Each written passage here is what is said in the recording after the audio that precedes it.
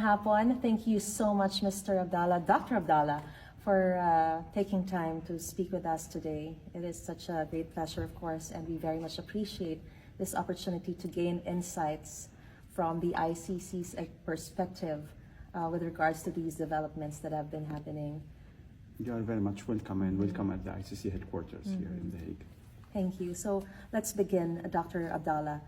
For our first question, former President Duterte's camp claims he was illegally arrested in the Philippines and brought to the ICC in the Netherlands, which they argue has no jurisdiction over the Philippines since we have already withdrawn from the Rome Statute. What is the ICC's response to this? I think that there are two different questions here. One is the issue of the arrests, and if there are requests regarding the lawfulness of the arrest itself, it can be presented to the judges who will decide on it. Second question is the question of jurisdiction of the ICC over crimes allegedly committed in Philippines before its withdrawal from the Rome Statute. And that's something on which the ICC has already been clear, whether it's in regard to Philippines or Burundi, which is another state that also withdrew from the ICC Rome Statute.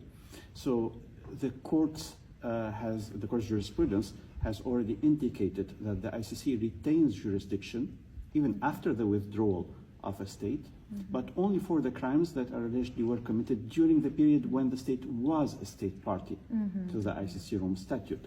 So for the Philippines, I think from 2011 or 2012 until 2019, this is the period in which Philippines was a state party.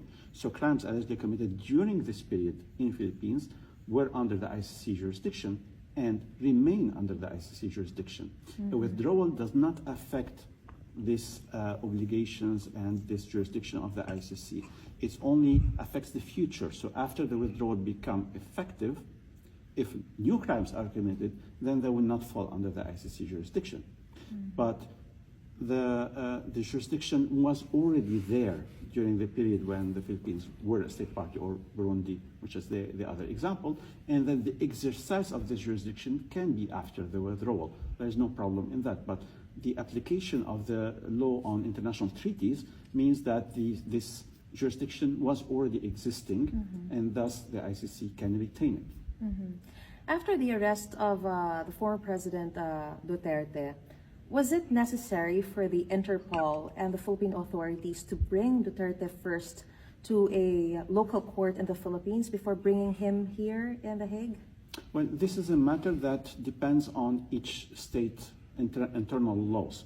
So in general theory, there is a process when a person is arrested in a certain country before he is surrendered to the ICC. But these processes can be very different from one state to another. And I'm no expert in the Philippines laws. So this is a matter of internal law on which I cannot actually decide. As I mentioned, the legal process before surrendering a suspect to the ICC can vary from one country to another. But as far as you are concerned, there is nothing illegal in terms of his arrest. I can simply say if there is any challenge to the lawfulness and legality of the arrest, it can be submitted to the judges, and then judges will decide on that. I will not speculate on a possible request and what might be the outcome for this request. It is up to the judges to decide on it. What is the ICC's reaction to the Interpol's implementation of the arrest warrant against Duterte? And how would you describe the process of serving the diffusion notice by the Interpol and the Philippine government? I think that the important thing to remember is the idea that there are international accountability mechanisms in order to ensure that when there is an arrest warrant, that the states cooperate with the court. Interpol is one of the channels to help with these mechanisms. And as we have indicated before, we're also grateful to the Philippines' commitment to this international accountability mechanism because it's important. It's important to clarify what is the reality of what happened. It's important for the victims to see that justice is working for them. It's important also even for the suspects to clarify whether they are really guilty or not. So the process has to take place in order to ensure that truth is revealed, and then if there is a responsibility, then the persons are held accountable. Did the ICC or did the Philippine government coordinate with the ICC before the former president's arrest? I think that there is an arrest warrant that was issued by the ICC judges, and of course, naturally, when an arrest warrant is delivered, then it is communicated to the states on the territories of which the suspect might be present. So it's totally normal that after an arrest warrant is delivered, we contact the states to ensure the surrender of the arrest and surrender of the suspect. Because